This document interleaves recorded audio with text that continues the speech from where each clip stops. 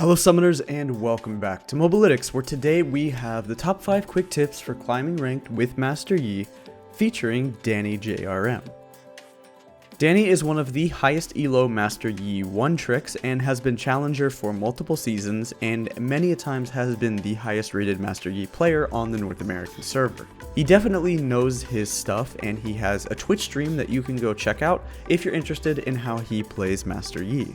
If you would like to learn how you can be just like Dani and copy some of his builds, his runes, and see his playstyle, then the best way to do that is with Mobalytics.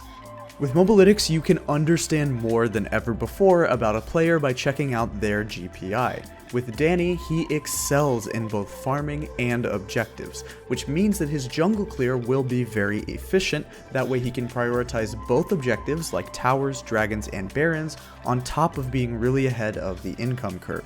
You can get a good idea of why he would be high elo. You can also easily switch to his summoner profile and see his stats, his runes, and his builds for you to copy and get better just like him. Sign up today using the link in the description down below because you will become the best player that you can be with Mobalytics. We are the engine that will help you get there. Starting off with tip number 1, let's go over the rune pages that you should pick, what you can learn from them, and how you can play around them a bit better. Firstly, there will be a difference between going Lethal Tempo and Conqueror. Typically, Master Yis will go Conqueror for one main reason, and that this one probably scales the best and is the best for extended fights due to its reset nature. One thing about Conqueror, however, is if you do have it, you will be a little bit weaker in the early game, which means that you probably will be looking for less ganks overall. With Lethal Tempo, it is much more high risk and much less secure, but also potentially higher reward due to it being much better early to mid game.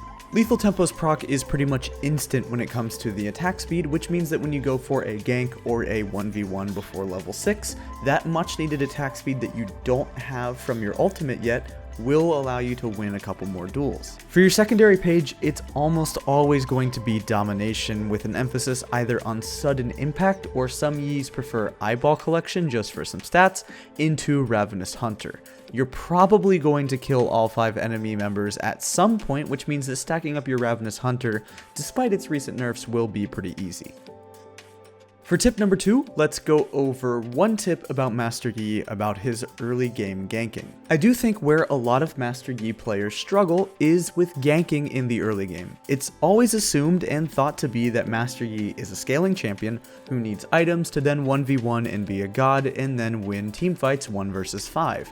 And while that's not wrong, don't disregard how good and how strong Master Yi's early game can be. Let's take a champion that everybody assumes and knows is good in the early game and is a great ganker like Lee Sin.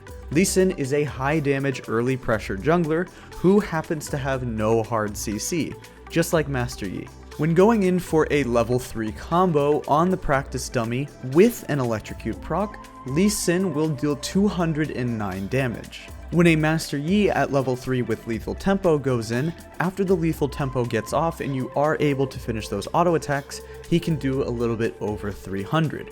While it's true that he did auto attack more than Lee Sin, using your W reset properly, you can see how the damage is somewhat comparable. Granted, again, Lee Sin's Q needs to execute, so when they're lower health, but both of the champions have no hard CC and a gap closer, and with Master Yi's Alpha Strike also hitting more than one target, just don't underestimate how much damage you can do in the early game. It is very possible to get off a couple of ganks. Just be mindful and play around your lanes that do have hard CC to set you up. That's all I'm saying. Speaking of the W auto attack reset, these are just a couple of mechanics I'd like to talk about with Master Yi very quickly. A lot of the time, the biggest mistakes that I'm seeing from Master Yi players is either doing one of two things: using your Q too much or not using your W auto attack reset. Late game and after you get items such as Gwynsu's Rage Blade, unless you need to gap close, you do not need to use your Q to stop DPS. A similar comparison would be a champion like Kellen stopping her DPS to throw a Q. Unless they're out of range or she's trying to hit multiple targets, there's not really a reason sometimes to use your Q when you could just auto attack. That being said, Master Yi does have an auto attack reset with his W, and this is something almost no Master Yi players until around Diamond Elo are going to be using a lot and properly. This is something you don't need to be scared of and must learn how to use. It takes barely any practice to figure out how it works, and I recommend all Master Yi players be able to do this consistently and often.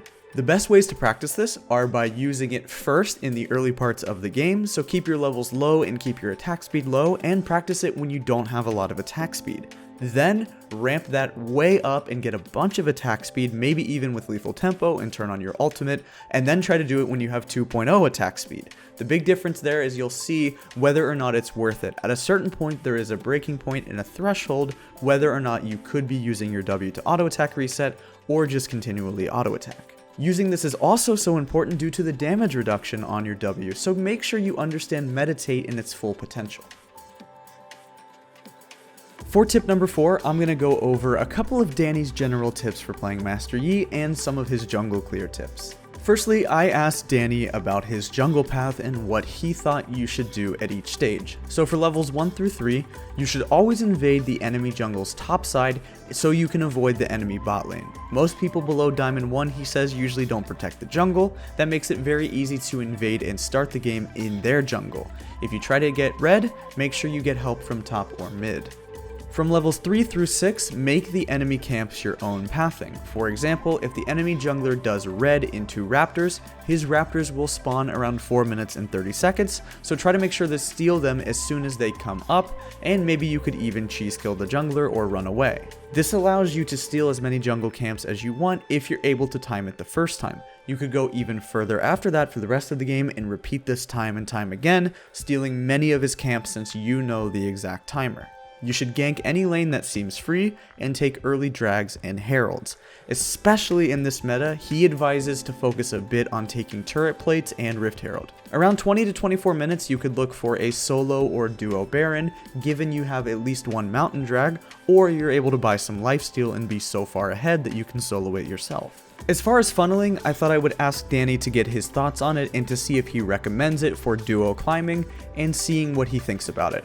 Honestly, he said if you do want to gain free LP temporarily, sure, but he doesn't think it'll make you improve at all. If you do it, don't feel bad.